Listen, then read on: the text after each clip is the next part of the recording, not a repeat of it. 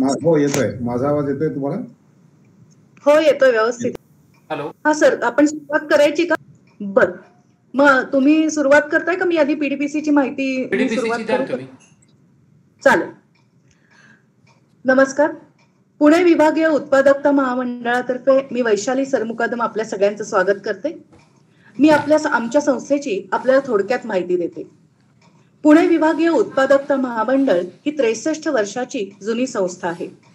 राष्ट्रीय उत्पादकता महामंडळाची ही संलग्न संस्था आहे. आतापर्यंत संस्थेने अनेक औद्योगिक संस्थांना मार्गदर्शन केले आहे. उत्पादन वाढ, कामगार कपात, उत्पादनाला लागणारा वेळ, कामगारांची आणि कर्मचाऱ्यांची कार्यक्षमता वाढवणे अशा संदर्भात पीडीपीसीने 450हून अधिक औद्योगिक संस्थांना मार्गदर्शन केले आहे. तसेच 35,000हून अधिक कर्मचाऱ्यांना विविध विषयावर मार्गदर्शन दिले आहे आणि त्यांची उत्पादन कार्यक्षमता वाढवली आहे. सूक्ष्म मध्यम लघु उद्योगांना पण पीडीपीसीने मार्गदर्शन केले आहे. नवनवीन औद्योगिक तंत्रज्ञानाबाबत ज्ञान अवगत करून अनेक औद्योगिक संस्थांना पीडीपीसी मार्गदर्शन करत आहे. आज पीडीपीसीने आणि पीएमएने डॉक्टर शिरीष लिमये यांच्या शिक्षण सर्वांगीण विकास या कार्यक्रमाचे आयोजन केले आहे. आदर्श नागरिक घडवण्यात शिक्षणाचे सर्वाधिक महत्त्व आहे. अशा या चिंतनशील विषयावर डॉक्टर लिमये सरांकडून आपल्याला मार्गदर्शन व लाभ होईल अशी मला खात्री आहे. च्या वतीने सर्व उपस्थित श्रोत्यांचं मी स्वागत करतो. आपण दर महिन्याला एक पीडीपीसी आणि पीएमए तर्फे एक जॉईंट प्रोग्राम करतो मराठीमधून. त्यातलं हे दुसरं पुष्प म्हणता येईल. आज वेगळ्या विषयावर आपण ऐकणार आहोत.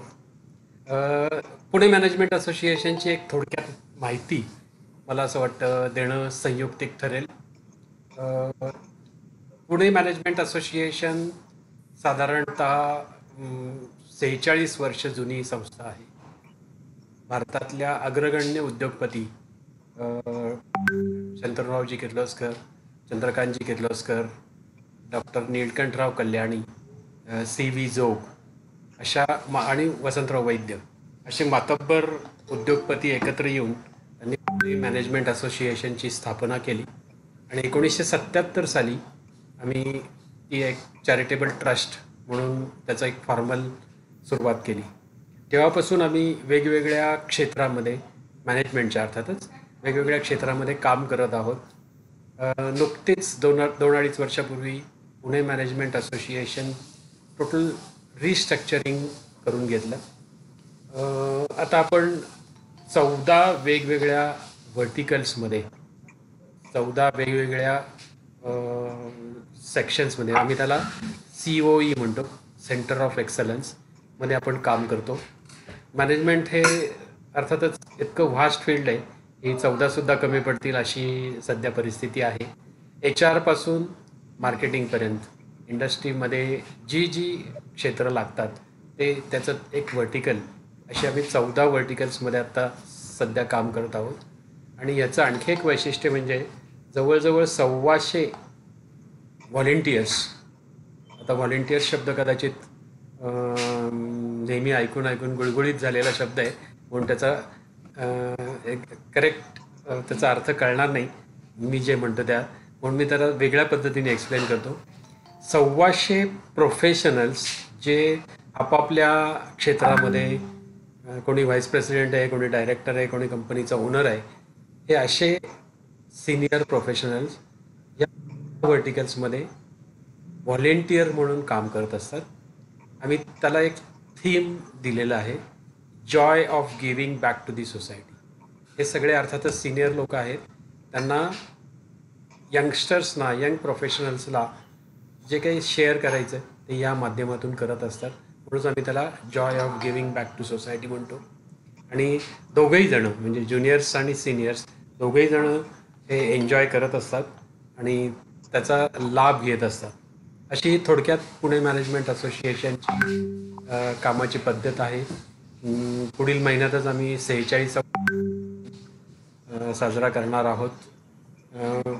महिन्याला साधारणतः 12-13 कार्यक्रम आपण करत असतो.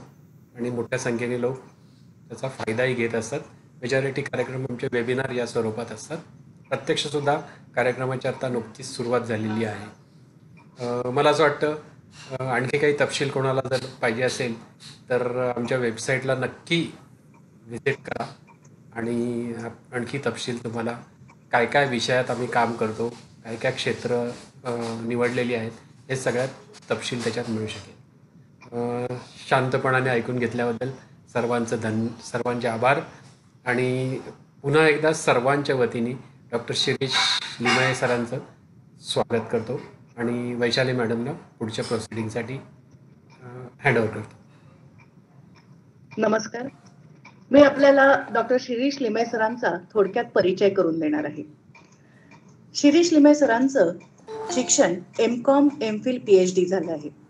त्यांची PhD उद्योजकता विकास या विषयात आहे.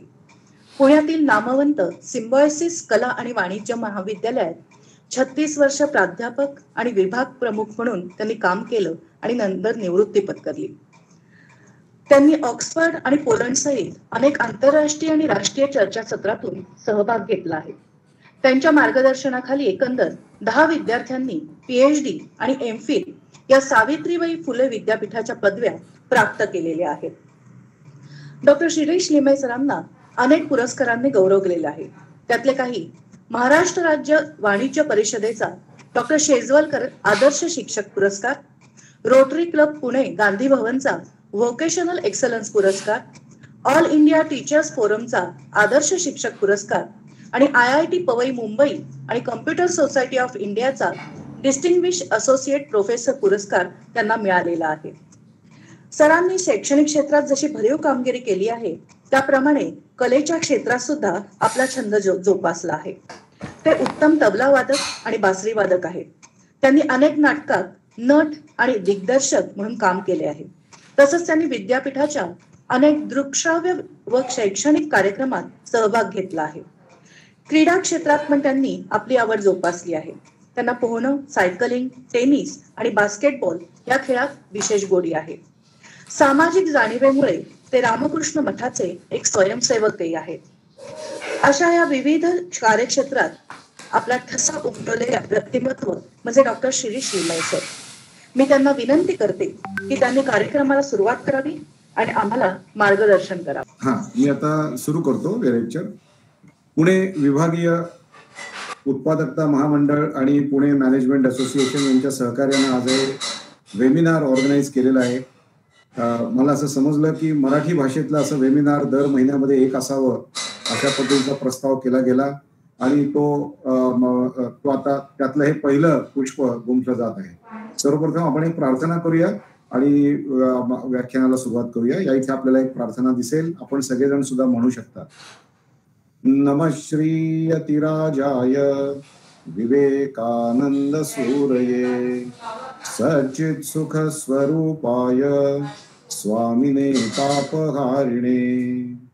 पुढची पण प्रार्थना आपण म्हणूया. सर्वेत्र सुखिनः सन्तु सर्वे सन्तु निरामयाः सर्वे भद्राणि पश्यन्तु मा कश्चित् दुःखमाप्नुयात्. ओम शांति शांति शांति.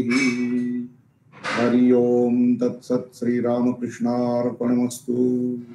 व्याख्यानाला सुरुवात करण्यापूर्वी अध्यक्ष आणि चिटणीस PDPC डॉक्टर सौ सुषमा केसकर मॅडम, त्याचप्रमाणे कार्यकारी संचालक PDPC श्री प्रमोद वाडीकर सर, त्याचप्रमाणे उपाध्यक्ष PMA प्रदीप तुपे सर आणि त्याचबरोबर ज्यांच्याशी माझा संपर्क आला होता आणि ज्यांच्याशी फोनवरनं कॉन्टॅक्ट झाला आणि ज्यांनी या सगळ्या कार्यक्रमाची मला माहिती पुरवली त्या PDPCच्या वैशाली मॅडम, PDPCच्या अपूर्वा मॅडम आणि उपस्थित या वेबिनारला उपस्थित असलेले माता बंधू, पिता बंधू आणि भगिनींनो. मराठी भाषेमधनं असा वेबिनार असावा असा स्तुत्य कार्यक्रम या ठिकाणी होतोय.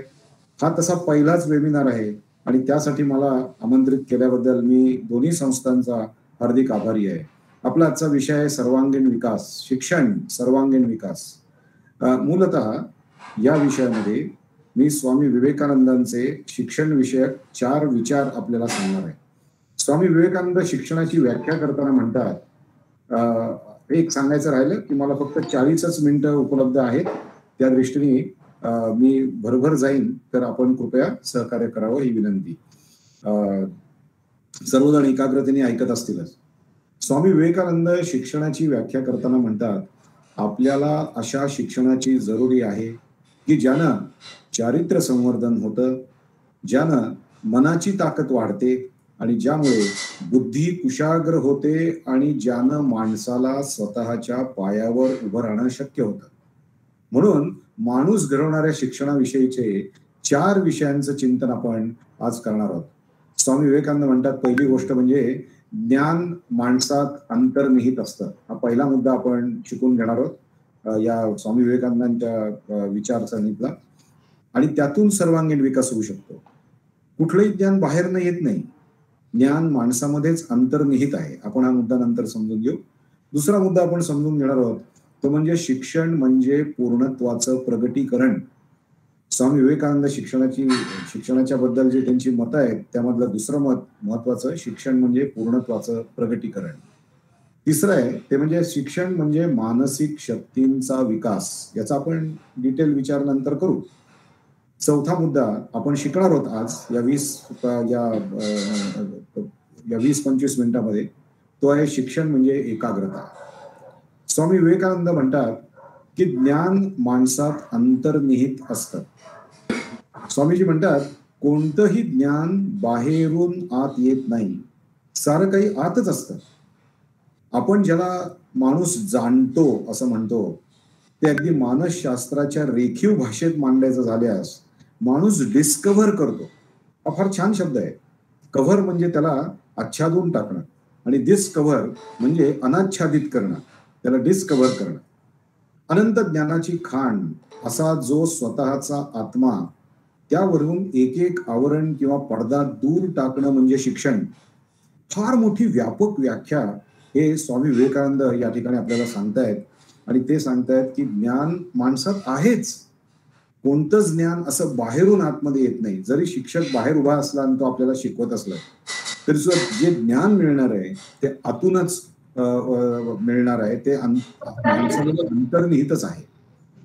बघा, या ठिकाणी आपण एक माझा आवाज आपण काही कोणाला आवडत नाही फारसे, म्हणून तो ठरवतो की आपण आता एक कोशामध्ये जाऊया, आणि हा जो कोश आहे हा कोश सुद्धा सुरवंट स्वतःच्याच लाळेमधनं तयार करतो, आणि या लाळेमधनं तयार केलेल्या कोशामध्ये स्वतःला गाडून घेतो, आणि तेव्हाच बाहेर येतो जेव्हा तो पूर्णतः फुलपाखरू बनतो.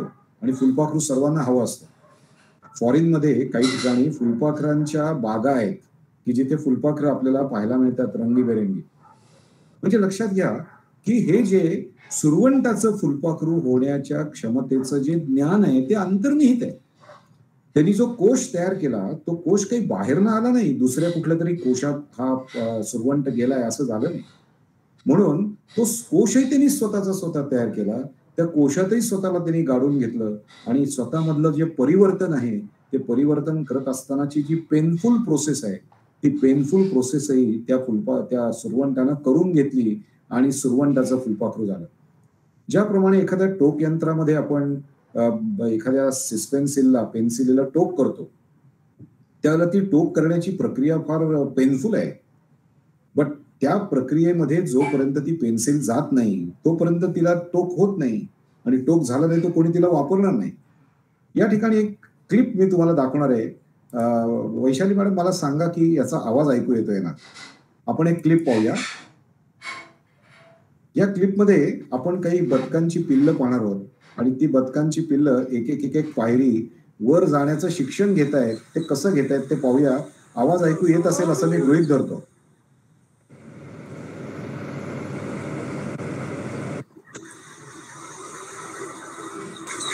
She knows. How cute is that? Yay! या ठिकाणी आपण पाहिलं की how did the ducks learn to step up. त्यांनी स्टेप अप होण्याची क्षमता आणली कुठनं? ती क्षमता काही बाहेरून आली नाही. त्या पिल्लांची आई त्या 4थ्या पायरीवरती उभी होती, आणि ती सतत तळमळत होती की यांना वरती कसे आणता येईल. आणि तिला ती कसं त्या नजरेतनं तिने त्यांना शिकवलं. ती तिथनं एका जागेवरनं दुसऱ्या जागेवर जात होती आणि त्यावरनं ती मुलं धडपडत होती. पण ती म्हणजे बदकांच्या पिल्लांची आई काही खालती आली नाही ती पायरी उतरून. आणि त्यांना, "का रे माझ्या राजा सोनुल्या, तू का पडलास रे? मी तुला वरती नेते थांब," असं म्हणून तिने वरती ढकललं नाही. त्या मुलांच्या पायामध्ये उडी मारण्याची क्षमता कशी निर्माण झाली हे ज्ञान अंतर्निहित आहे.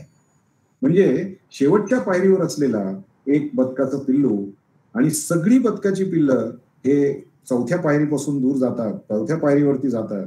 यावरून आपल्या लक्षात येतं की त्या बदकांमध्ये अंतर्निहित ज्ञान आहे. एका पायरीवरनं दुसऱ्या पायरीवर कसं जायचं त्याचं. हे डकलिंग्स हे या पायरीवरनं या पायरीवरती जाऊ शकले म्हणून स्वामी विवेकानंद म्हणतात, कशी व्यक्तिमत्व विकास त्यांचा झाला ते आपण बघू शकतो. No one was ever really taught by another. Each one of us has to teach himself. The external teacher offers only the suggestions which arouse the internal teacher to work and to understand things. बाहेरच्या शिक्षकाची, म्हणजे आमच्यासारखे जे शिक्षक आहेत सगळे, हे सगळे शिक्षक जेव्हा त्या विद्यार्थ्याला काही शिकवत असतात तेव्हा ते बाहेरून काही देत नाहीत. फक्त ते त्याच्या अंतरंगामधल्या ज्ञानाची खाण असलेल्या एका सागरावरून किंवा एका पदार्थावरून फक्त आवरण दूर करत असतं. एक उदाहरण घेऊया म्हणजे आपल्या लक्षात येईल की हे वटवृक्षाचं बी मोहरीपेक्षाही लहान असतं. ते जमिनीत पेरलं जातं आणि ते वटवृक्षाचं बी, याच्यामध्ये एक ब्ल्यूप्रिंट आहे. संपूर्ण वटवृक्ष तयार करण्याची ब्ल्यूप्रिंट त्या वटवृक्षाच्या बी मध्ये आहे. फक्त त्याला बाहेरचा माणूस काय करतो, तो जो काही माळी असेल तो माळी काय करतो, त्याला ट्री गार्ड लावेल, त्याला पाणी घालेल किंवा त्याला मोठं होण्यासाठी काही खतं घालेल, या सगळ्या गोष्टी तो पुरवेल. पण वटवृक्ष होण्याची क्षमता त्या बी मध्ये अंतर्निहित आहे. बघा, एखादा शेतकरी विहीर खणतो म्हणजे ऍक्च्युली काय करतो, तो काय पाणी आणतो का त्याच्यात? तो पाणी आणत नाही. तुकाराम महाराज म्हणतात, झरा आहे मुळचाची, म्हणून तो त्याच्यावरून माती, दगड किंवा काय वाळू असेल, मुरुम असेल, तो दूर करत जातो आणि सगळ्यात शेवटी ती पहार दोन दगडांच्या बेचक्यांमध्ये अशी खोचतो आणि ते जेव्हा दगड तो उचकटतो त्यावेळेला त्यातून पाण्याचा झरा फरकन बाहेर येतो. हा पाण्याचा झरा त्या शेतकरीने आणलेला नाहीये, तो मूळचाच आहे. आणि त्यालाच हा शब्द विवेकानंद वापरतात, ज्ञान माणसात अंतर्निहित असतं. जसा तो झरा त्या विहिरीच्या जागेवर होताच. हा पण दृष्टांत तुमच्या सहज लक्षात येईल की दुधामध्ये लोणी आहे का हो? दुधामध्ये लोणी आहे का? अरे आहे. दुधामध्ये लोणी तयार करण्याची क्षमता आहे, पण त्या दुधाला काही प्रक्रियेमधनं जावं लागतं. ते दूध तापवावं लागतं, गार करावं लागतं, त्याचं दही करावं लागतं, ते दही घुसळावं लागतं. दही घुसळल्यानंतर ते लोणी बाहेर येतं आणि त्या लोण्यातून आपण तूप सुद्धा मिळवू शकतो. मुद्दा असा आहे की ते तूप त्या दुधामध्ये आहे, पण एक प्रक्रिया केल्याशिवाय ते दिसू शकत नाही. स्वामी विवेकानंद आपल्या शिक्षण या पुस्तकामध्ये असं म्हणतात की न्यूटननी हा गुरुत्वाकर्षणाचा जो शोध लावला, तो शोध काही त्या ऍपलमध्ये नव्हता, तो शोध काही त्या जमिनीमध्ये नव्हता, पण त्या शोधाच्या संबंधीचं चिंतन न्यूटनच्या अंतरंगामध्ये अंतर्निहित होतं. सतत तो त्याचं चिंतन करत होता आणि बाहेरची जी फळ पडण्याची प्रक्रिया आहे ती त्याच्या ज्ञानाला बाहेर येण्यासाठी एक निमित्त मात्र झाली. आणि त्याला असं समजलं की ते फळ खाली का पडतं, वरती का जात नाही, आणि त्यातून गुरुत्वाकर्षणाचा शोध लावला. या इथे बघा, संदीप बाचे म्हणून एक रिक्षा ड्रायव्हर आहे. त्यांना आपल्या कस्टमरला आपल्याला उत्तम सेवा देता आली पाहिजे या एका प्रेरणेतनं त्यांनी आपली रिक्षा कशी तयार केली ते बघा. तुम्हाला आढळेल की या ठिकाणी टेलिव्हिजन आहे. हे मुंबईला असतात संदीप बाचे, आणि या टेलिव्हिजनवरती आपल्या कस्टमरला, आता हे ज्ञान आलं कुठनं? हे ज्ञान आलं कुठनं? रिक्षा ड्रायव्हरच्या त्या टर्म्स अँड कंडिशन्स मध्ये तुमच्या रिक्षामध्ये टेलिव्हिजन असलं पाहिजे, फॅन असला पाहिजे, तुमच्या रिक्षामध्ये कॅलेंडर असलं पाहिजे, पेन्स असली पाहिजेत, इथे तुम्हाला म्हणजे टिश्यू पेपर्स असले पाहिजेत, किंवा चांगली वाक्य इथे लिहिली गेली पाहिजेत, आणि चांगले जे काही आपले धारातीर्थी पडलेले सैनिक आहेत त्यांचे फोटो तुम्ही लावा. असं काही त्या रिक्षा ड्रायव्हरांच्या जे मॅन्युअल्स असतील त्याच्यात लिहिलेलं नाहीये. पण मग हे ज्ञान आलं कुठं? हे ज्ञान संदीप बाचे यांच्यात अंतर्निहित होतं. तुम्हाला थोडासा गृहपाठ आहे मी सांगतो. संदीप बाचे हे असं नाव तुम्ही युट्यूबला टाका, तुम्हाला आढळेल संदीप बाचे काय काम करतायत ते. या संदीप बाच्यांच्या रिक्षामध्ये त्यांना हे माहिती आहे की आपल्या कस्टमरला मुंबईमध्ये ट्रॅफिक जाममध्ये अडकावं लागतं, त्यांना मॅच पाहता येत नाही, त्यांना एखादा सिनेमा बघता येत नाही, त्यांना हात स्वच्छ करण्यासाठी काहीतरी एखादा रुमाल त्यांचा स्वतःचा ते वापरत नाहीत, त्यांना टिश्यू पेपर मिळाला तर बरं आहे. किंवा त्यांना पटकन एखादा फोन आला तर ते कॅलेंडर समोर असेल तर तारखा ठरवणं सोपं जातं. पेन लागलं तर पटकन आपण त्यांना ते देऊ शकू. एवढंच नव्हे तर संदीप बाचे यांच्या अंतरंगामध्ये असलेलं आणखीन ज्ञान काय ते पहा, की या ठिकाणी वर्तमानपत्र सुद्धा ठेवलेलं आहे, की तुम्हाला ट्रॅफिक जॅममध्ये तुम्हाला वर्तमानपत्र वाचता येईल.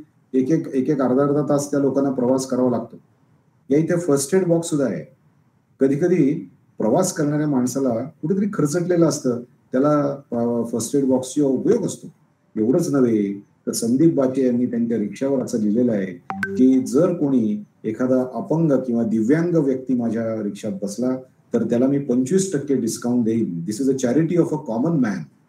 आणि त्यांच्या रिक्षावरती, या त्यांच्या फॅसिलिटीजवरती, या त्यांच्या कस्टमरला दिलेल्या ट्रीटमेंटवरती लोकं खुश होतात आणि संदीप बाच्यांना काही टिप देतात. ती टिप ते स्वतःच्या घरासाठी वापरत नाहीत. तर एक अनाथ मुलींचा आश्रम आहे. त्या अनाथ मुलींच्या आश्रमामध्ये त्यांना सौंदर्य प्रसाधनाची साधनं ते तिकडे देऊन डोनेट करतात. बघा, की आपलं काम करत असतानाच आपण प्रामाणिकपणे कसं काम करू शकतो. स्वामी विवेकानंदांनी सांगितलेला हा दुसरा शिक्षण विषयक विचार आहे, की जो माणसाचं व्यक्तिमत्व घडवू शकतो, माणसाचा सर्वांगीण विकास करू शकतो. असं दुसरं वाक्य म्हणजे शिक्षण म्हणजे पूर्णत्वाचं प्रगटीकरण. माणसामध्ये पूर्णत्व आहेच आणि ते पूर्णत्व प्रगट करण्यासाठी बाहेरचा जो शिक्षक आहे, तो शिक्षक त्याला मदत करत असतो. या ठिकाणी एक छोटी क्लिप आपण पाहू. आपल्याला आढळेल, या क्लिपमध्ये आपल्याला आढळेल, की तो लहान मुलगा अशा एक उंच उडी मारत आहे, की त्याला मारायला त्रास होतोय. त्याला पहिल्यांदा ती खूप उंच उडी मारत असताना खूप त्याला तिथे अडचण निर्माण होतीये. पण हळू-हळू त्या शिक्षकाने त्याच्या अंगामध्ये असलेलं पूर्णत्व, आय कॅन जम्प, मी हाय जम्प उत्तम मारू शकतो, हे पूर्णत्व त्या शिक्षकाने कसं बाहेर काढलं, हे इथे उपस्थित असलेल्या सगळ्या शिक्षकांना शिकण्यासारखं आहे. आपण पाहूया क्लिप.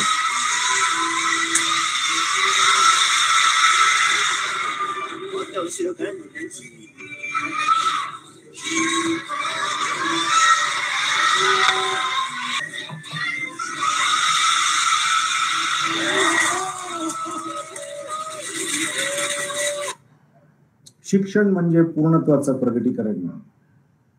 आपण किती नकारात्मक सजेशन्स आपल्या मुलांना देतो. तुला जमणार नाही, तुला झेपणार नाही, तुझ्याच्यानं होणार नाही, तू हे करू शकणार नाहीस, असंच त्याच्याशी सारखं बोलत गेल्यामुळे त्याच्या आतमध्ये त्याला असं वाटायला लागतं की मी हे करू शकणार नाही.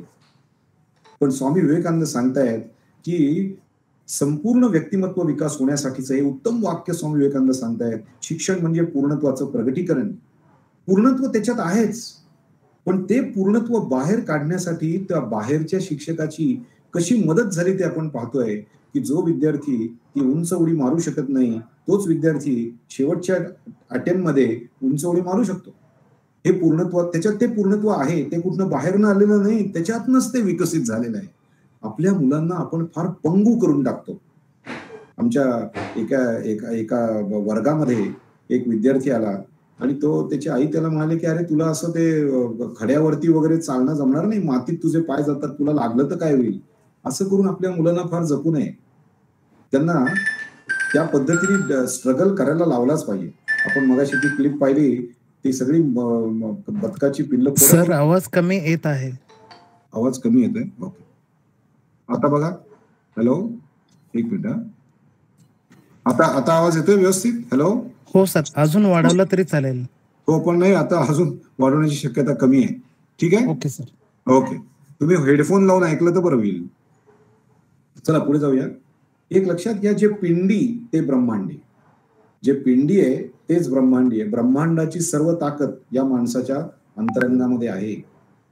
शास्त्रज्ञ असं सांगतात, फिजिक्सवाले, की 1 ग्रॅम पदार्थ जर आपण काढला, उदाहरणार्थ माझ्यासमोर टेबल आहे, या टेबलचा जर 1 ग्रॅम व आपण टेबलाचा टवका काढला, तर त्यात ते त्या टवक्यातून जर आपण वीज निर्मिती केली तर आपल्याला आढळेल की जवळजवळ 2.26 वॅट ऊर्जा म्हणजे जवळजवळ 100 बल्ब लावण्याची क्षमता या एक ग्रॅम वजनाच्या पदार्थामध्ये आहे. रक्ताच्या थेंबामध्ये एवढी ताकद आहे बघा. लोहित कण, पांढऱ्या पेशी, तांबड्या पेशी किती लाखोनी आहेत एका छोट्या थेंबामध्ये. तर पूर्णत्व आहे ते पूर्णत्वाचं प्रगटीकरण करणं. या ठिकाणी बराच काही लेखन केलेलं आढळतंय आपल्याला आणि हे लेखन केलंय ते कोटा शिवराम करंथे यांनी केलेलं आहे. एवढं लेखन त्यांनी केलं बघा. बालप्रपंच 300 पानी ग्रंथ केवळ 3 महिन्यात त्यांनी पूर्ण केले. कादंबऱ्या, निबंध, इतर भाषातील निबंधांचे अनुवाद, प्रवास वर्णन, नाटकं, संगीत नाटक, पाठ्यपुस्तक एका श्वासात वाचता सुद्धा येत नाही आपल्याला. एवढं सगळं काम करण्याची क्षमता त्या माणसाच्या अंतरंगामध्ये होती. याचाच अर्थ पूर्णत्वाचं प्रगटीकरण करणं याला शिक्षण असं म्हणतात. तुमच्यातल्या ज्या संभावना आहेत त्या सर्व संभावना व्यक्त करून दाखवणं याला शिक्षण असं म्हणतात, असं स्वामी विवेकानंद म्हणतात. स्वामीजी म्हणतात तिसरा मुद्दा आपण पाहूया, शेवटून दुसरा. तो मुद्दा आहे तो म्हणजे शिक्षण म्हणजे मानसिक शक्तींचा विकास करणं. शिक्षण म्हणजे मानसिक शक्तींचा विकास. स्वामीजी म्हणतात खरं शिक्षण म्हणजे व्यक्तीला अशा रीतीनं वळण लावणं की जेणेकरून ती व्यक्ती आपली इच्छाशक्ती चांगल्या गोष्टीकडे वळवू शकेल आणि ती चांगली गोष्ट प्रत्यक्षात आणू शकेल. आता बघा, पण याच्यासाठी शिक्षण कसं दिलं जातं? स्वामी विवेकानंदांचा पूर्वाश्रमीचं नाव नरेंद्र होतं. 7वी 8वीत होता त्याला भूगोलाचे शिक्षक काही शिकवत होते, वर्गात होता. नरेंद्र अष्टावधानी होता. इथे जे लेक्चर्स ऐकतायत त्यांच्यापैकी आपण कोणी, तुम्ही काय किंवा मी काय, आपण कोणीही अष्टावधानी नाही होत. पण नरेंद्र लहानपणापासूनच अष्टावधानी होता. म्हणून कोणी असं समजू नये की मी कॉफी पिता पिता सुद्धा लेक्चर नीट ऐकू शकेन, ही काम करता करता सुद्धा ऐकू शकेन, असं नसतं. पण नरेंद्रमध्ये तसं होतं. नरेंद्र लेक्चरही ऐकत होता, त्याचं मित्रांशी बोलत होता आणि काही गणित सुद्धा सोडवत होता. हे सगळं तो एकाच वेळी एकाग्रतेने करत होता. सरांना वाटलं त्याचं लक्ष नाही, म्हणून सरांनी त्याला उभं केलं आणि विचारलं, नरेंद्र मी आत्ता विषय शिकवतोय त्याच्याकडे लक्ष आहे का तुझं? नरेंद्र म्हणला आहे. मग नरेंद्रला त्यांनी प्रश्न विचारला, सांग अमेरिकेची राजधानी कुठली? तर त्यांनी लगेच सांगितलं वॉशिंग्टन. सरांना काय झालं माहित नाही, पण सर लगेच त्याला म्हणले इकडे ये, आणि त्याला सरांनी हातावरती चांगल्या छड्या मारल्या. नरेंद्र म्हणला की माझं उत्तर बरोबर आहे तरी तुम्ही मला का मारताय? तेव्हा ते सर म्हणाले नाही उत्तर चुकलंय तुझं. आता त्या सरांना काय सकाळी बायकोने चहा दिला नाही का काय माहित नाही, पण त्यांनी मार खाल्ला असं नरेंद्रनी. घरी आला, चप्पल फेकून दिली आणि दप्तर कुठेतरी ठेवून दिलं. ते पाहून आईच्या लक्षात आलं की नरेंद्रने या चपला नेहमीसारख्या काढल्या नाही, दप्तर नेहमीसारखं ठेवलं नाही. याचा अर्थ नरेंद्रच्या मनामध्ये काहीतरी वादळ आहे. आपला मुलगा घरी आल्यानंतर तो चप्पल कशी काढतो, तो दप्तर कसं ठेवतो, हे पाहिल्यानंतर ज्या महिलेला त्याच्या मनात काय चाललं असतं ते कळतं. तिला आई असं म्हणतात. ती नरेंद्रची आई भुवनेश्वरी देवीने पाहिलं, नरेंद्रला जवळ घेतलं, मांडीवर बसवलं, त्याचे डोळे पुसले, डोक्यावरून हात फिरवला आणि त्याला विचारलं, नरेंद्र काय झालं सांग. नरेंद्रने सांगितलं, अगं आई माझं उत्तर बरोबर असून सरांनी मारलं मला. आता बघा, इच्छाशक्तीला चांगल्या गोष्टीकडे कसं वळवायचं. स्वामीजी काय सांगतायत, खरं शिक्षण म्हणजे व्यक्तीला अशा रीतीने वळण लावणं. आता कसं वळण लावलं त्यांनी ते पहा, की जेणेकरून नरेंद्र आपली इच्छाशक्ती चांगल्या गोष्टीकडे वळवू शकेल. आणि नरेंद्रने सांगितलं मला मारलं, हे बघ माझा हात कसा झाला बघ, काळा निळा झाला. आता हल्लीची आई असती, हल्लीची आई, तर ती लगेच शाळेत गेली असती, त्यांनी प्राचार्यांना गाठलं असतं, कुठल्या शिक्षकाने मारलं त्याला माझ्या समोर आणा, आणि मग त्याच्याविषयी पोलीसमध्ये तक्रार केली आणि वगैरे वगैरे. अशा पद्धतीने जर वागलं असतं तर नरेंद्रचे विवेकानंद झाले नसते. नरेंद्रच्या आईने काय केलं ते पहा. आणि इथे उपस्थित असलेल्या माता बंधू भगिनींना मला असं सांगणं आहे की नरेंद्रच्या आईने कसा संस्कार केला आणि तो संस्कार नरेंद्रची इच्छाशक्ती चांगल्या गोष्टीकडे वळवण्यासाठी कसा ठरला ते ऐका. नरेंद्राला आईने विचारलं, नरेंद्र तुझं उत्तर बरोबर होतं हे तू तपासलं होतंस का? नरेंद्र म्हणला हो, हे बघ पुस्तक. त्यांनी भूगोलाचं पुस्तक काढून राजधानी दाखवली. मग आई म्हणली ठीक आहे, तुझं उत्तर बरोबर होतं ना. अच्छा, मग तरी सुद्धा सरांनी तुला मारलं ना? तो म्हणला हो, मला तरी सुद्धा सरांनी मारलं. मग नरेंद्रची आई नरेंद्रला म्हणाली, नरेन, तू जे लक्षात घ्या इथे नरेंद्रच्या आईने त्याच्याकडे कसा व्यापक विचार दिला. तू जे जगाला सांगतोस ते जर सत्य असेल आणि तरी जग तुझ्यावर अन्याय करत असेल तर तू तो अन्याय सहन कर, पण सत्य सोडू नकोस. येशू ख्रिस्तानी काय केलं? त्या काळचे धर्मपंडित धर्ममार्तंड येशू ख्रिस्तांना सांगत होते की तू जे सांगतोयस ते समाजाला सांगू नको, आम्ही जे सांगतो ते तू समाजाला सांग.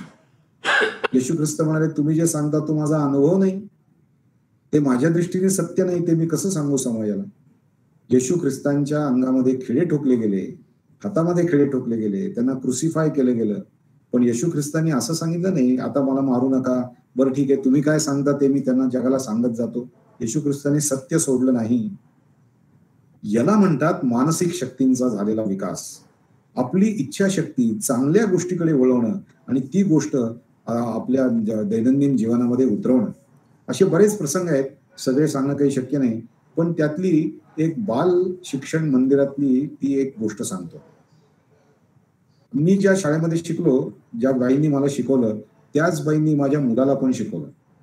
आणि तो जेव्हा शाळेतनं तो जेव्हा 4थी पास झाला त्यावेळेला मी मॅडमना म्हटलं की तुम्ही माझ्याकडे जेवायला याल का? त्या म्हणल्या येईन.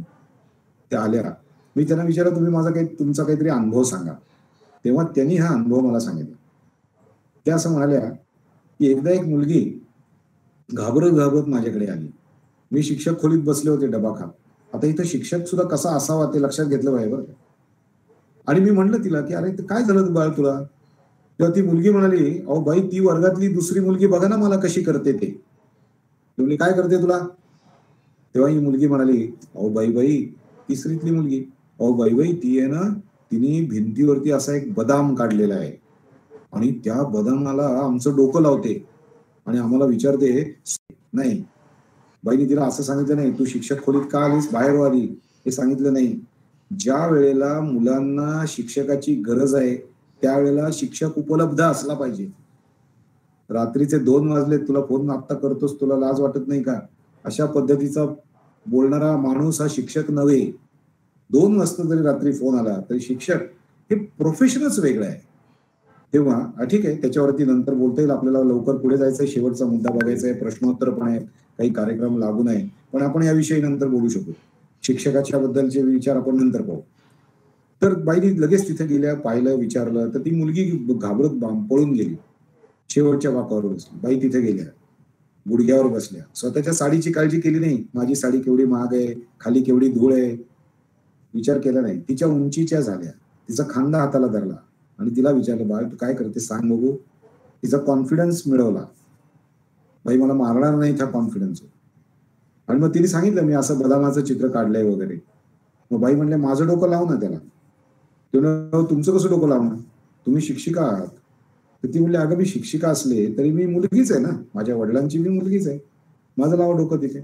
असं करता करता बाईनी ते डोकं लावलं, पण ती मुलगी प्रश्न विचारायला तयार होईना. बाईनी थोडा तिचा आत्मविश्वास मिळवला आणि त्या मुलीने मग प्रश्न विचारला, बाई सांगा तुमचं प्रेम कोणावर आहे? आता बघा ही इच्छाशक्ती जी आहे ती जरा चुकीच्या दिशेने जाणार आहे, पण त्या बाईनी चांगल्या दिशेने कशी वळवली ते पहा. बाई म्हणाल्या माझं प्रेम माझ्या आईवर आहे, माझं प्रेम माझ्या वडिलांवर आहे, माझं प्रेम माझ्या भावावर आहे, बहिणीवर आहे, माझ्या कुटुंबावर आहे, त्याच्यानंतर माझं प्रेम माझ्या शेजाऱ्यांवर आहे, माझं प्रेम माझ्या गावकऱ्यांवर आहे, माझं प्रेम माझ्या माझ्या माझ्या जिल्ह्यावर आहे, माझं प्रेम माझ्या राज्यावर आहे, माझं प्रेम अख्ख्या भारतावर आहे, भारतावर माझं प्रेम आहे. म्हणजे ती बदाम आणि त्याला डोकं लावणं आणि प्रेम याबद्दलची जी काही चुकीचा समज त्या मुलीचा होत होता तो चांगल्या दिशेला वळवून तो देशप्रेमामध्ये परिवर्तित त्या बाईंनी केला. याला म्हणायचं शिक्षण, याला म्हणायचं सर्वांगीण विकास. आपण बघा हे पाणी फार डिस्ट्रक्शन करू शकतं, पण पाण्याला जर धरण बांधलं पाण्याचं तर त्याचा पाण्याचा उपयोग चांगल्या चांगल्या गोष्टींसाठी होऊ शकतो. बघा ही मेणबत्ती का पेटलेली आहे बरं? मेणबत्ती पेटलेली राहण्यासाठी कोणत्या घटकांची गरज आहे? प्राणवायू, स्थिर हवा, मेण, दोरा, काड्यापेटी, सगळी उत्तरं बरोबर आहे. पण तरी सुद्धा एका घटकाची गरज आहे आणि तो घटक कुठला बरं? एक डेमॉन्स्ट्रेशन इथे पाहूया. जर आपण मेणबत्तीची दिशा उलटी केली तर काय होईल बरं? तेच मेण, तीच वात, तोच सगळ्या त्याच गोष्टी, एन्व्हायरमेंट बदलणार नाहीये, पण ते मेण मात्र खाली ट्रिकल होणार आहे आणि ते खाली गळत येऊन त्याच वातीवरून ते येऊन ती वात बुजवणार आहे. मग मेणबत्ती म्हणजे मेणबत्ती पेटलेली राहण्यासाठी कोणत्या घटकाची गरज आहे? मेणबत्ती पेटलेल्या राहण्यासाठी एका महत्वाची गरज आहे आणि ती म्हणजे दिशा. मेणबत्तीची दिशा. मेणबत्तीची दिशा योग्य दिशेला होती म्हणून मेणबत्ती पेटलेली राहिली. आपण जर योग्य चिंतन केलं तर आपलं जीवन समाजाला आणि सर्व घटकांना उपयोगी पडेल. पण जेव्हा आपली चिंतनाची दिशा बदलेल त्यावेळेला डिस्ट्रक्शन करण्याची सगळी क्षमता आपल्यात आहे, पण याच क्षमतेमधनं कन्स्ट्रक्शन करण्याची क्षमता पण आपल्यात आहे. डिस्ट्रक्शन करायचं का कन्स्ट्रक्शन करायचं आपल्या हातात आहे. म्हणून त्याचप्रमाणे आपली इंद्रिय, मन, बुद्धी, आत्मा यांच्यात जर सुसंवाद असेल तर जीवनात प्रगती होत राहील आणि जर यांच्यात सुसंवाद नसेल तर जीवन अधोगतीला जाईल. कठोपनिषदात एक फार छान श्लोक येतो. आत्मा तु रथिनं विद्धि शरीरं रथमेव तु बुद्धिं तु सारथिं विद्धि मन प्रग्रहमेव च. इंद्रिय म्हणजे या शरीर रूपी रथाचे घोडे आहेत. घोड्यांना काम करायला आवडत नाही. घोड्यांना काय आवडतं? घोड्यांना टीव्ही पाहायला आवडतो, है ना? म्हणजे मला काय म्हणायचं लक्षात आलं असेल आपल्या. इंद्रियांना काम करायला आवडत नाही, घोड्यांना काम करायला आवडत नाही, म्हणून त्यांच्यावरती लगाम आहे. लगाम म्हणजे मन आहे आणि मग त्या लगाम कोणाच्या हातात आहे? तो बुद्धीच्या हातात आहे.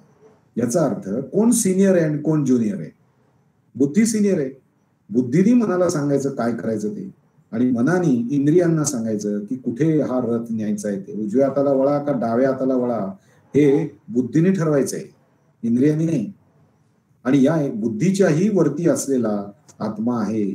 आत्मा तू रथिनं विद्धि शरीरम रथमेव तू बुद्धिम तू सारथिं विद्धि मन प्रग्रहमेव च. प्रग्रह म्हणजे लगाम. म्हणून लक्षात घेतलं पाहिजे या ठिकाणी बघा, इंद्रियांना वळण लावणारे दोघ जण आहेत, पण एकाने वळण लावलं इंद्रियांना आणि दुसऱ्याने वळण लावलं नाही. आचरेकर सरांच्या हाताखालीच काम करणारे आणि शिक्षण घेणारे सचिन तेंडुलकर आणि विनोद कांबळी एकाच शिक्षकाचे गुरु आहेत. पण एक जण चमकला, दुसरा जण लवकरच तो क्रिकेटमधून निवृत्त झाला. याचं कारण सचिन तेंडुलकरनी स्वतःच्या जीवनामध्ये परिवर्तन करून घेतलं, स्वतःच्या इंद्रियांना नीट वळण लावलं. तो पहाटे 6ला उठायचा, 7ला तो ग्राउंडवर जायचा, 7 ते 9 तो नेट प्रॅक्टिस करायचा. वयावर्ष 13-14 होतं त्याचं आणि त्यानंतर नेट प्रॅक्टिस नंतर 9 ते 5 मुंबईच्या उन्हामध्ये मॅच खेळायचा. 5 वाजता आचरेकर सर त्याची बॅट ऍक्शन कशी चुकली, ती कशी असली पाहिजे, ह्या सगळ्या गोष्टी त्याला शिकवायचे आणि पुन्हा नेट प्रॅक्टिस सचिन तेंडुलकर करायचा आणि नंतर तो घरी जायचा. त्याची आई त्याला न्यायला यायची. त्यावेळेला त्याला जेव्हा खायला घालायला म्हणून ती जे डायनिंग टेबलवर जेव्हा जे खायला आणायची तोपर्यंत सचिन डायनिंग टेबलवर झोपलेला असायचा. इंद्रियांना वळण लावलं, एकदा नाही, दोनदा नाही, 3 दिवस नाही, सतत 56 दिवस तो अशा पद्धतीने काम करत होता. म्हणून ते लक्षात घेतलं पाहिजे, आपण जे चिंतन मनामध्ये 60 वेळा घोळवतो, तेच चिंतन, तोच सिनेमा, त्याच नट्या, तेच सगळी सौंदर्य प्रसाधनं, याच चिंतन जर आपण करत राहिलो तर विचार आपले तसे घडतील. आणि जे विचार आपण सतत चिंतन करू, ज्या विचारांचं, जर तुम्ही स्वामी विवेकानंदांचं सतत चिंतन केलं, स्वामी विवेकानंदांची पुस्तकं विकत घेतली, स्वामी विवेकानंदांच्या पुस्तकातून एखादा विचार आपल्या जीवनामध्ये कसा उतरेल असं पाहिलं तर या विचारांच्या रिपिटेशनमुळे तुमच्या कृती सुधारतील. तुम्ही काही ठिकाणी जाऊ शकणार नाही, मी नाही जाणार तिथे. कोणी मित्रांनी कंपेअर केलं तर तुम्ही म्हणू शकता त्याला की येणार नाही, चल मी येणार नाही, तूही जाऊ नकोस.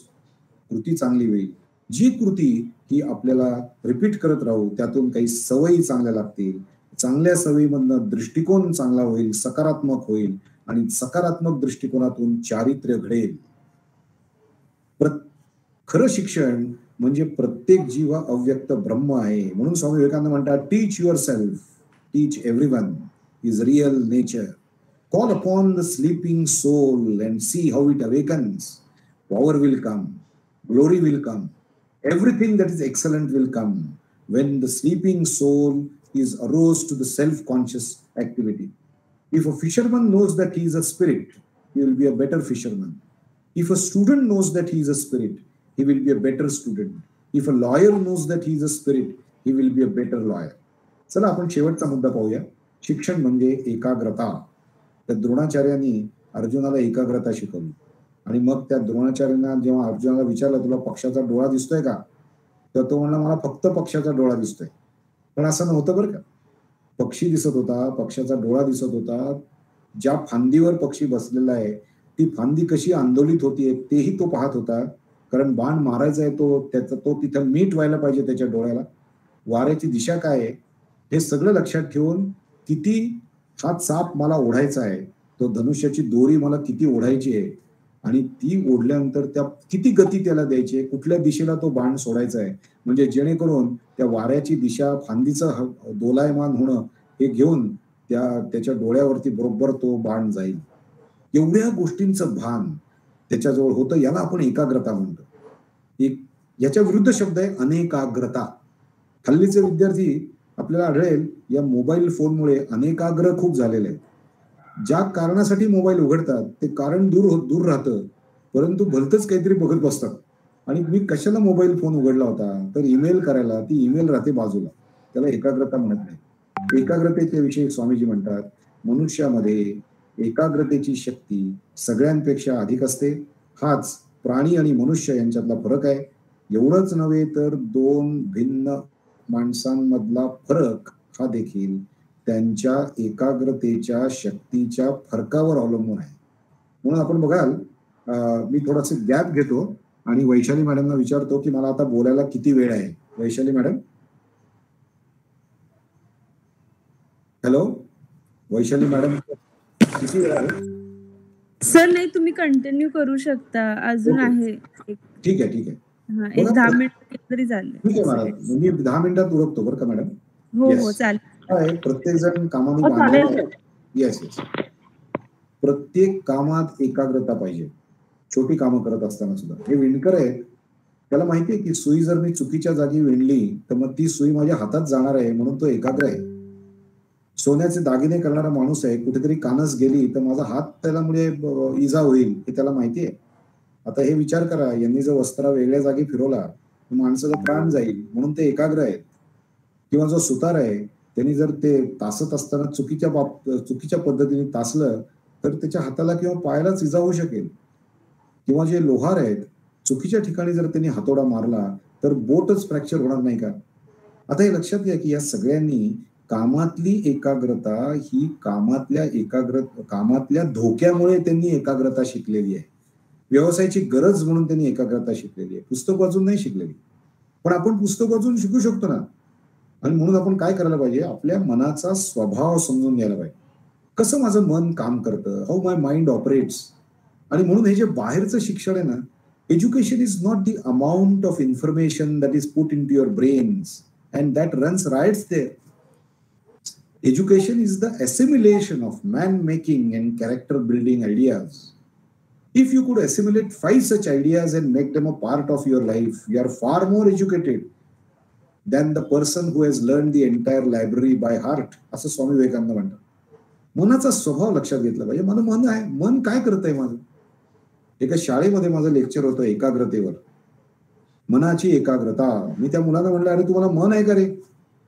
ते म्हणले आहे. म्हटलं कुठे मन दाखवा. एक जण म्हणला इथं आहे, एक जण म्हणला म्हणजे सगळ्या शरीरातच मन आहे. दुसरा म्हणला की माझं मन इथं आहे. तिसरा म्हणला की माझं मन माझ्याकडे नाही आहे. म्हणजे कळेल आता आपल्याला काय. हे मुद्दा असा आहे. त्याच्यानंतरचा विद्यार्थी असं म्हणाला की सर माझं मन माझ्या शरीरात कुठे हे सांगता येत नाही मला, पण आपलं मन तिथेच असतं जिथं ते असायला नको, आणि ते मन तिथे कधीही नसतं जिथं ते असायला पाहिजे. आता आपलं हे मन या लेक्चरमध्ये असलं पाहिजे, पण तिथे मन नसतं, भलतीकडेच असतं. 4-5 गोष्टी चालू असतात. हे पण चाललंय, ते पण चाललंय. याच्यातनं एकाग्रता साधणार नाही.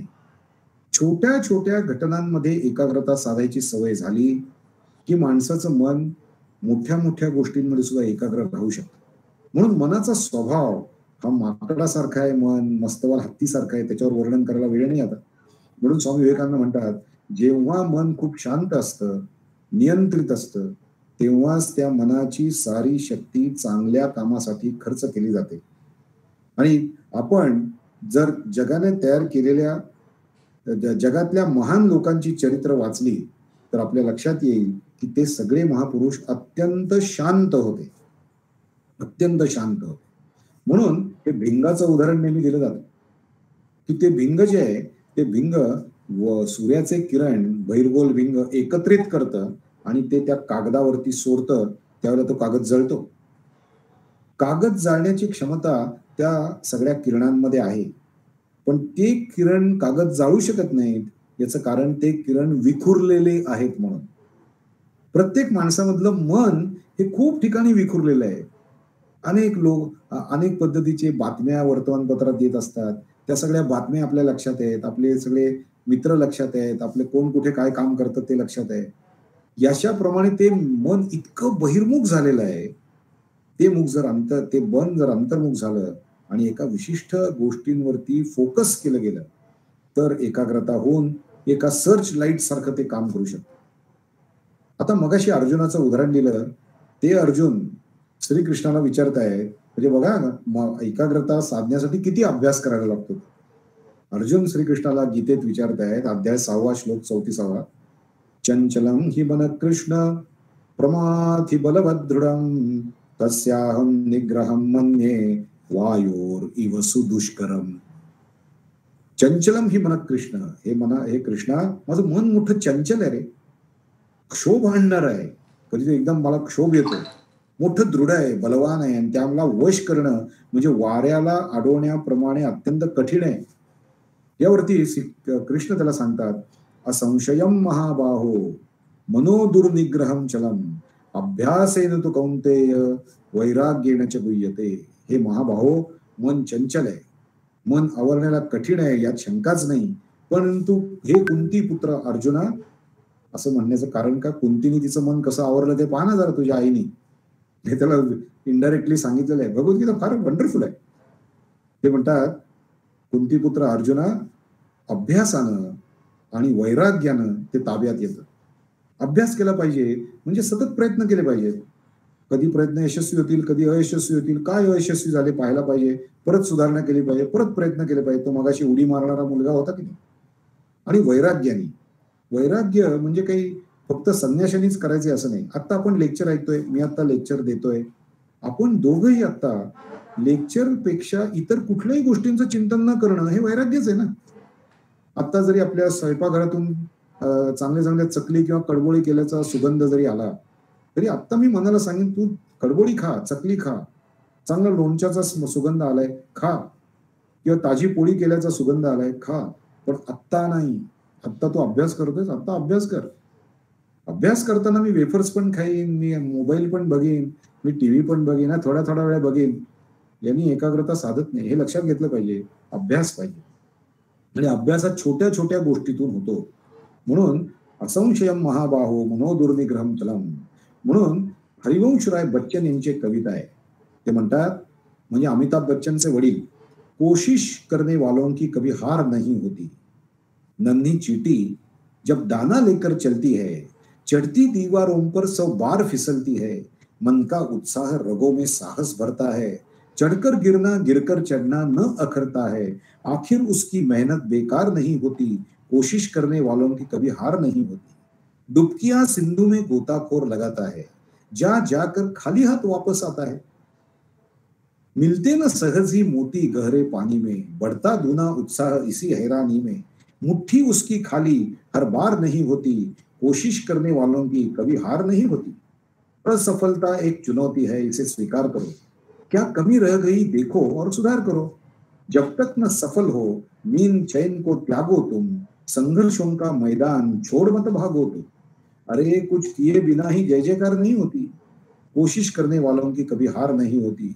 लहरों से डरकर नौका पार नहीं होती, कोशिश करने वालों की कभी हार नहीं होती. आज आपण शिक्षण, सर्वांगीण विकास अर्थात माणूस घडवणारं शिक्षण या विषयीच्या स्वामी विवेकानंदांच्या 4 विचारांचं चिंतन केलं. ज्ञान माणसात अंतर्निहित असतं, शिक्षण म्हणजे पूर्णत्वाचं प्रगटीकरण, शिक्षण म्हणजे मानसिक शक्तींचा विकास आणि शिक्षण म्हणजे एकाग्रता. पीडीपीसी आणि पीएमए या दोन्ही संस्थांनी मला आपल्याशी भेटण्याचा, बोलण्याचा संधी उपलब्ध करून दिली, याबद्दल मी त्यांचा अत्यंत आभारी आहे. आपण गुगल फॉर्म भरला होता, त्यात काही प्रश्न आलेले आहेत, त्या प्रश्नांची आधी उत्तर देतो आणि मग ऑनलाईन काही प्रश्न विचारायचे असतील तर आपण विचारा. याची सगळ्याची उत्तरं फार फास्ट देतो, कारण मग अनेक लोकांना सुद्धा त्याच्यात सहभागी होता येईल. एकाने असं लिहिलंय, सर कळतं पण वळत नाही, असं का असतं? एक लक्ष थोडक्यात सांगतो, कळतं पण वळत नाही असं नसतं, कळतच नाही म्हणून वळत नाही. एकदा का कळलं की वळलंच पाहिजे. जर आपल्याला हे समजलं की 3 फेज कनेक्शन मध्ये बोर्ड घातलं तर शॉक बसतो, हे समजण्यासाठी 3 फेज कनेक्शन मध्ये बोर्ड घालू का आपण? इथे शॉक बसतो, शॉक बसण्याचा त्याला अनुभव आहे, त्याला समजेल की 3 फेज कनेक्शन मध्ये बोर्ड घालू नये म्हणून. एखादा गरम पातेला आहे, आईने जर आपल्याला सांगितलं हे गरम आहे, आपण सांगतो की त्या मुलाला हा आहे असं म्हणलं की तो मुलगा लगेच हात बाजूला घेतो. तर त्याला काय एखाद्या वेळेला आईने काय करावं, थोडं कोंबट पातेला असताना त्याचा हात जर त्याला लावला तर त्याला कळतं कोंबट म्हणजे काय, गरम म्हणजे काय, आणि मग तो हात लगेच बाजूला घेतो. आणि मग जर त्याला सांगितलं हे गरम आहे तर तो लगेच हात बाजूला घेतो, कारण कळलेलं असतं त्याला गरम म्हणजे काय. कळतं पण वळत नाही असं नसतं, कळतच नाही म्हणून वळत नाही. Why there are so much efforts required for imbibing values, morality. शेवटून दुसरा प्रश्न आहे, एक्सेट्रा इन स्टुडंट्स. विद्यार्थ्यांमध्ये व्हॅल्यूज आणि मोरॅलिटी बिल्ड करणं अवघड का आहे? व्हॅल्यूज अँड मोरॅलिटी बिल्ड करणं म्हणजे जमिनीवरून वर एखाद्या इमारतीच्या वरती असलेल्या टाकीमध्ये पाणी चढवणं आहे. आणि हे चढवण्यासाठी खूप पॉवर लागते. आपल्याला एक पंप लागतो तिथे, काही हॉर्स पॉवरचा, आणि तो पंप हे पाणी सक करतो, पुश करतो आणि वरपर्यंत ते जाईल आणि वरच्या टाकीमध्ये ते पडेल, इतकी ताकद त्या पंपामध्ये असते. पाणी वरून सोडायला आणि पाणी वरून खाली आणायला काही त्रास होत नाही. त्या वरच्या टाकीतला नळ तुम्ही सोडला की पाणी लगेच पुन्हा जमिनीवरती येऊ शकतं. म्हणून लक्षात घेतलं पाहिजे की जेव्हा आपण व्हॅल्यूज किंवा मोरॅलिटी किंवा कॅरेक्टर बिल्डिंग करतो, ती फार मोठी लेंदी प्रोसेस आहे. ती फार, म्हणूनच तर ते 12 वर्ष गुरुगृही राहायचे ना मुलं. 12 वर्ष तो गुरु त्याला बघायचा, तो सकाळी कसा वागतोय, दुपारी कसा वागतोय, तो रात्री कसा वागतोय. केवळ गुरु शिष्याला बघायचे असं नाही, शिष्यही गुरुला बघायचे. हे शिष्य रात्री काय करतात हे सगळं तो बघायचा. आणि त्यामुळे जर माझे गुरु चांगले आहेत, मी चांगला बनेन, यातनं ते कॅरेक्टर बिल्डिंग आणि मोरॅलिटी डेव्हलपमेंट होतं. म्हणून ते अवघड आहे. युजीसीच्या नवीन नियमाप्रमाणे आता दरवेळेला विद्यार्थी 2 पदव्या घेऊ शकणार आहे. ते कितपत प्रभावी ठरेल? निश्चित प्रभावी ठरेल. आपल्याला विद्यार्थ्यांच्या क्षमतेची कल्पना नाहीये. विद्यार्थी पोस्ट ग्रॅज्युएशन जे करतायत किंवा ग्रॅज्युएशन जे करणारे, आमच्या विशेषतः सिम्बायसिस मधले जे विद्यार्थी आहेत, ते विद्यार्थी अत्यंत टॅलेंटेड आहेत. मी आत्ताच एका इंजिनिअरिंग कॉलेजला जाऊन आलो, एका कॉलेजमध्ये. ते इंजिनिअरिंगचे सर सांगत होते की आमच्याकडे 300 विद्यार्थी एम्प्लॉईड झालेत. इतके ते हुशार आहेत विद्यार्थी. आपल्याला वाटतं विद्यार्थी हुशार नाही आहेत, पण ते हुशार आहेत. 2 पदव्या एकाच वेळेला केल्यामुळे, ड्युएल डिग्री प्रोग्राममुळे त्यांचा वेळ वाचणार आहे. हे लक्षात घ्या. ही मुलं जेव्हा एम्प्लॉईड होतील, त्याला त्यांना जेव्हा पगार मिळायला लागेल, त्यातनं त्यांचे 2 कोटी रुपये कधी साठणार? ते 2 कोटी रुपये वापरून ते जागा कधी घेणार? आपण चिंतन केलं पाहिजे. पटकन क्वालिफिकेशन गोळा केली आणि त्यातनं पुढे नोकरी मिळवली आणि अनुभव घेत शिकलो. म्हणून ह्या नवीन नियमाप्रमाणे एकाच वेळी 2 पदव्या घेऊ शकणार आहे. ते कितपत प्रभावी ठरेल? निश्चित प्रभावी ठरेल. ते विद्यार्थ्यांना निश्चित फायद्याचं आहे. Stress, how to manage it.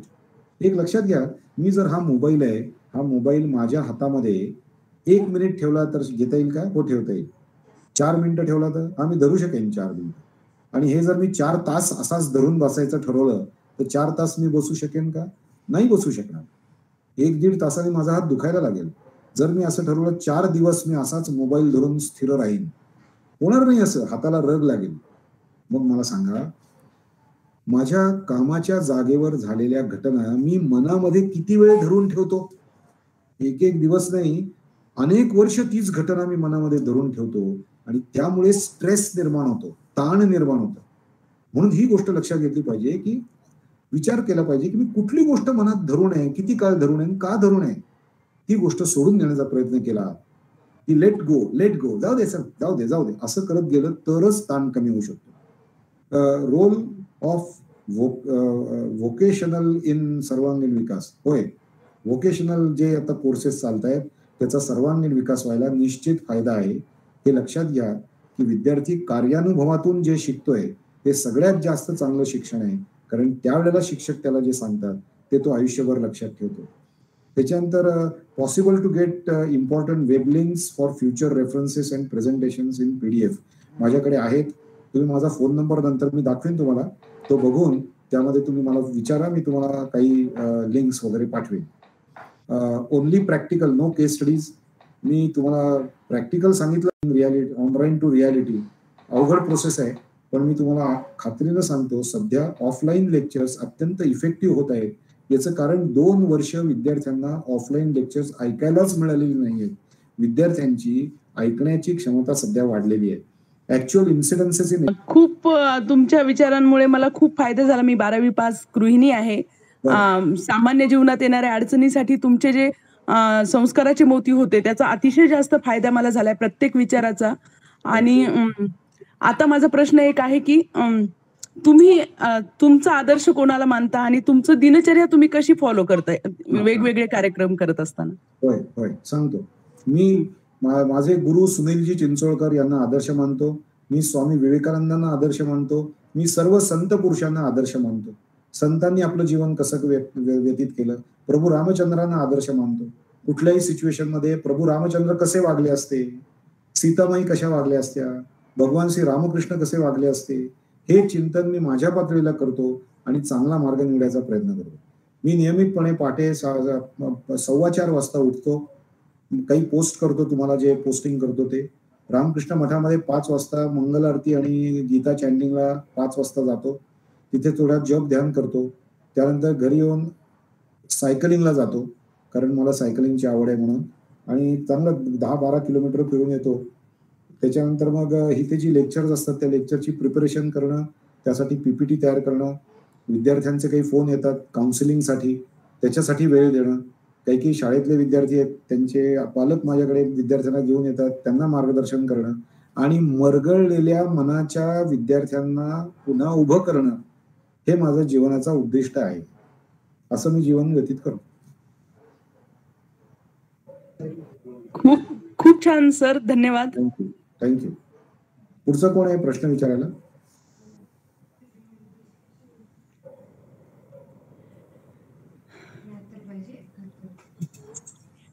Yes भरत जवळ बोलतोय अहमदनगर वरून. हा बोला भरत सर. हा अहमदनगर सर. काही नाही, अतिशय सुंदर व्याख्यान झालं. थोडा उशीर झाला जॉईन व्हायला, पण एक माझा छोटासा इतकाच प्रश्न आहे की आज गेल्या 2 वर्षात जेव्हा लॉकडाऊन मध्ये आपण ऑनलाईन लेक्चर्स घेत होतो, अनेक विद्यार्थ्यांनी अभ्यास ऑनलाईन केलाय, परीक्षा ऑनलाईन दिल्यात. एकंदरीत आता ऑनलाईन वरून ऑफलाईन कडे शिफ्ट होताना विद्यार्थ्यांना काय सजेशन तुम्ही द्याल, असं मला म्हणायचंय की परत ऑफलाईन कडे वळलं पाहिजे. आपण आता परीक्षांच्या बद्दल पाहतोय, बातम्या येत आहेत सातत्याने की ऑनलाईन एक्झाम पाहिजे, शिक्षण ऑनलाईन झालंय म्हणून ऑफलाईन कडे आता यायचं नाहीये, अशी एक मानसिकता तयार होत चालली आहे. परत ऑनलाईनच परीक्षा पाहिजेत मुलांना, तर त्यांनी परत मागे येताना काय कशा पद्धतीने यायचंय, परत बॅक टू रुटीन, त्यासाठी काही सजेशन? हो भरत सर, तुम्ही चांगला प्रश्न विचारला. त्याचं उत्तर असं देता येईल की ऑफलाईन मध्ये जेव्हा आपण वर्गात जाऊन बसतो किंवा कॉलेजमध्ये फक्त वर्गच नाहीये, विद्यार्थ्यांनी लक्षात घेतलं पाहिजे की केवळ वर्ग नाहीये तिथे. तिथे को करिक्युलर ऍक्टिव्हिटीज आहेत, एक्स्ट्रा करिक्युलर ऍक्टिव्हिटीज आहेत, सहली आहेत. या सगळ्याच्या ऑर्गनायझेशन मध्ये जर विद्यार्थी गेला, सहल ऑर्गनाईज करणं, सेमिनार ऑर्गनाईज करणं, एखाद्या कार्यक्रमाचं कॉम्पेअरिंग करणं, या गोष्टी तुम्हाला ऑनलाईनला फारशा उपलब्ध राहत नाही, त्या ऑफलाईन मध्येच आहेत. कॉलेजचं जीवन एन्जॉय करायचं म्हणजे कॉलेजच्या सर्व ऍक्टिव्हिटीज मध्ये भाग घ्यायचा, ती संधी आता आपल्याला उपलब्ध आहे. आणि म्हणून विद्यार्थ्यांनी ऑफलाईनच्या लेक्चर्सला बसलं पाहिजे, लेक्चर समजून घेतलं पाहिजे. त्याचप्रमाणे कॉलेजमध्ये होणाऱ्या इतर करिक्युलर आणि को करिक्युलर ऍक्टिव्हिटीजमध्ये, एक्स्ट्रा करिक्युलर ऍक्टिव्हिटीजमध्ये, स्पोर्ट्समध्ये आपण पराभूत झालो तरी चालेल. विनिंग लुझिंग हे महत्वाचं नाही, पण experience is very important. So gain experience and not degrees, gain knowledge and not marks. इथे केवळ मार्क्ससाठी जाऊ नका. नॉलेज कसं मला मिळेल, ते नॉलेज आपल्याला सरांना मदत केल्यातनं मिळेल. आणि म्हणून ऑफलाईनला तुम्ही कमी लेखू नका. अर्थात आता येथून पुढचं जे शिक्षण आहे ते ऑनलाईन आणि ऑफलाईन या दोन्ही पद्धतीच्या संगमामधनंच शिक्षण मुलाचं होणार आहे. काही गोष्टी ऑफलाईन असतील, काही गोष्टी ऑनलाईन असतील. ही मानसिकता आता मुलांनी तयार केली पाहिजे असं मला वाटतं. नमस्कार लिमये सर. नमस्कार, कोण बोलतोय? मी कैलाश भोजने बोलतो. आयटीआय हा, बोला. मलकापूरला आपली भेट झाली होती सर. होय, आपली मलकापूरला भेट झाली होती. बोला बोला सर. आम्ही फॅमिली तुमचा प्रोग्राम सध्या ऐकत आहे. सगळं पूर्ण परिवार 13-14 लोकांचा. Thank you sir. आणि माझे सगळे लहान लहान मुलं सुद्धा आहेत आणि मोठे सुद्धा मुलं आहेत. वा वा, छान केलं तुम्ही. हा, आणि हे तुमचं जे आध्यात्मिक सगळं मुलांनी जे ऐकलं लेक्चर हे खूप मनाला भावून गेलेलं आहे. Thank you. आणि स्वामीजींचे विचार तुम्ही मांडले आणि शिक्षणाबद्दल ज्या काही सांगितलेल्या चळवळीतल्या गोष्टी आहेत आणि विद्यार्थ्यांनी ग्राउंड लेवलला कसं काम करायला पाहिजे त्या सगळ्या माझ्या परिवारातल्या लोकांनी, माझ्या विद्यार्थ्यांनी, माझ्या मुलांनी सगळ्यांनी ऐकलेले आहेत. असंच तुम्हाला परमेश्वर चांगलं याहीपेक्षा एनर्जी देऊ हीच परमेश्वराला प्रार्थना करतो. आणि सर्व मुलांना असे लेक्चरर्स ऐकले तर त्याच्यातून निश्चितच विद्यार्थ्याची निर्मिती होईल. तो देशाचा, भारताचा चांगला नागरिक होऊ शकतो. थँक्यू कैलास शिक्षक सर. आहे, सांगू शकतो. Thank you Kailas sir. Thank you sir. Thank you. अजून कोणाचे प्रश्न आहेत का? सर मला सांगावंसं वाटतंय की हा, बोला. तुमच्याकडे कोण असं वाटतं की बोले तैसा चाले त्याची वंदावी पाऊले. अरे बापरे.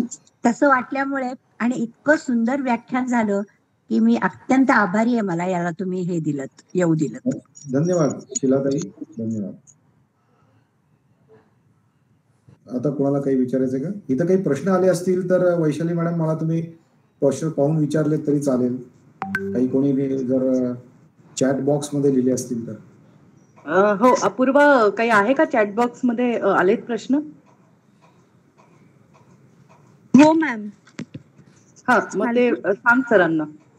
हा सर, सुमित कुलकर्णी सरांनी एक प्रश्न विचारलाय. हा, वाय हा. Is concentration and meditation not taught practically in schools and colleges?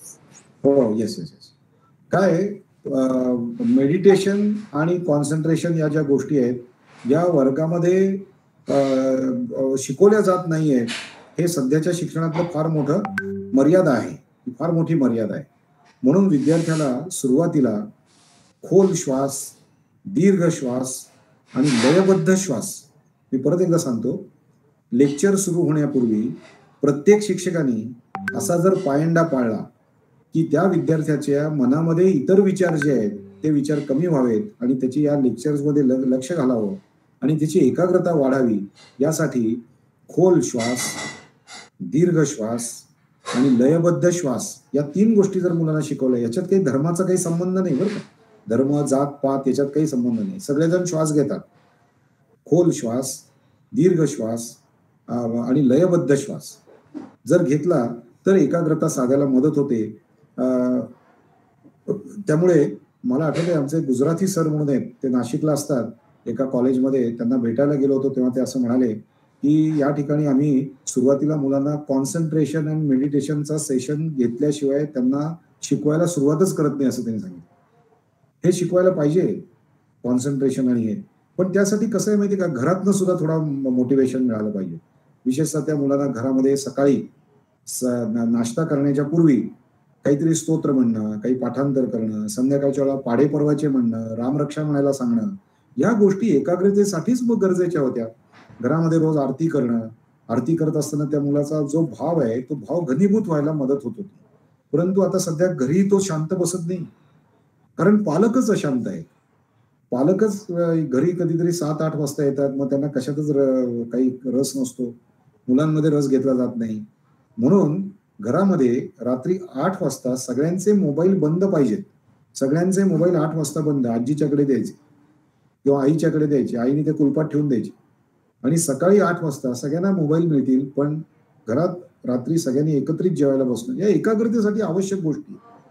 पोट भरलेलं असणं, व्यवस्थित पाणी प्यायलेलं असणं, फिजिकल स्ट्रेंथ नीट असणं, खेळायला जाणं, सारखा अभ्यास करून सुद्धा एकाग्रता होणार नाही. त्यामुळे थोडं खेळलं पाहिजे, थोडं काहीतरी. आता इथं भरत जे आले होते ते 200-200 किलोमीटर सायकल चालवतात. एवढं नाही तरी 20 किलोमीटर तरी चालवली पाहिजे, किंवा चांगलं संगीताचं त्याला ज्ञान पाहिजे.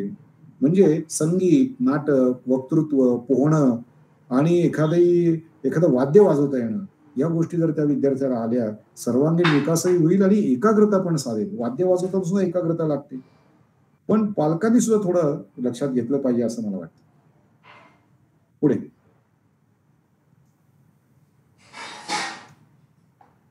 Apurva madam. Yes sir. Sir I guess सगळं कव्हर केलंय, म्हणजे ठीक आहे. क्वेश्चन कव्हर आहे. आपण आता कसं म्हणजे तुमचा काय पुढचा कार्यक्रम आहे तो सुरू करूया. हा नाही सर, बोट ऑफ हँड्सच असतं. चालेल. आता पण तुम्हाला एकदा सगळ्यांना विचारा, लास्ट क्वेश्चन कोणाचा आहे. येस, शेवटचं क्वेश्चन कुणाला विचारायचं आहे पार्टिसिपंट्स? बर, मी माझा फोन नंबर तुम्हाला देतो सगळ्यांना. तुम्हाला काही फोन करायचा असतं तर करू शकता. माझा फोन नंबर आपण लिहून घ्यावा ही विनंती. मी इथं चॅटबॉक्स मध्ये माझा फोन नंबर लिहितो, आपण पाहावा.